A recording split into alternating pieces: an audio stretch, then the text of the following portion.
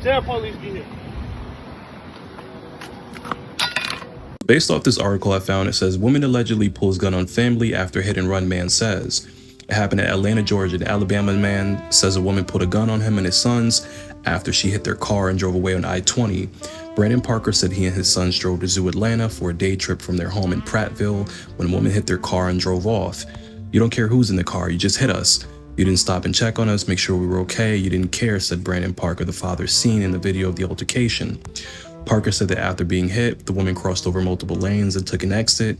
In the car were his 2, 8, and 14-year-old sons.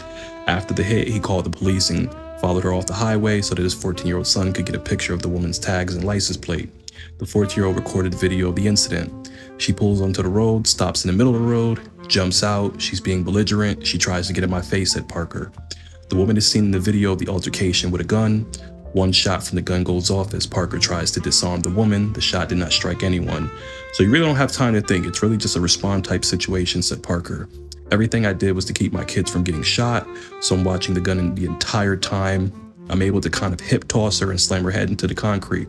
When I do that, it knocks her unconscious and I'm able to get the gun. Parker said the woman regained consciousness but escaped before police arrived. So I let her go, I stopped because self-defense only goes so far. It's not self-defense if I'm trying to chase her and grab her and pin her down, said Parker. But thinking back, I should have made some different decisions because it could have cost my child. I'm assuming it means it cost his child his life. Parker said the entire front fender needs replacing. The front rim has to be replaced. Sensors have to be replaced and the car received rim damage. Stop playing with these folks' kids because people out here ain't gonna play with you, said Parker. So I already know how they're gonna try to spin the narrative. They're gonna look at this as like a white or a black thing, but really this is a human thing. That woman should have never had a gun. She could have killed that man. She could have killed his kids. And I have to applaud that man for how he handled the situation. And he made sure that he kept that firearm under control once it was pulled out. And he was able to knock her down to the ground, grab the gun, even fired off a shot into the ground. That could have definitely hit someone. And he cleared the firearm. So I have to 100% commend him for that. And he did what he did to make sure that he made it back home to his boys, or at least with his boys. They were in the car with him. And I think that's the most important part, is just making it back home. But I hope they catch that woman. I think someone will be able to figure out who she is. They have a pretty good video of her face. And I think that for one, that woman should be charged with attempt murder. I would even say is going as far as multiple counts due to the children being in the vehicle. I think that woman should never be able to own a gun again.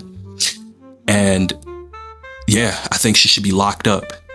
I think that's a very traumatic situation for any father to go through, getting a gun pulled on you.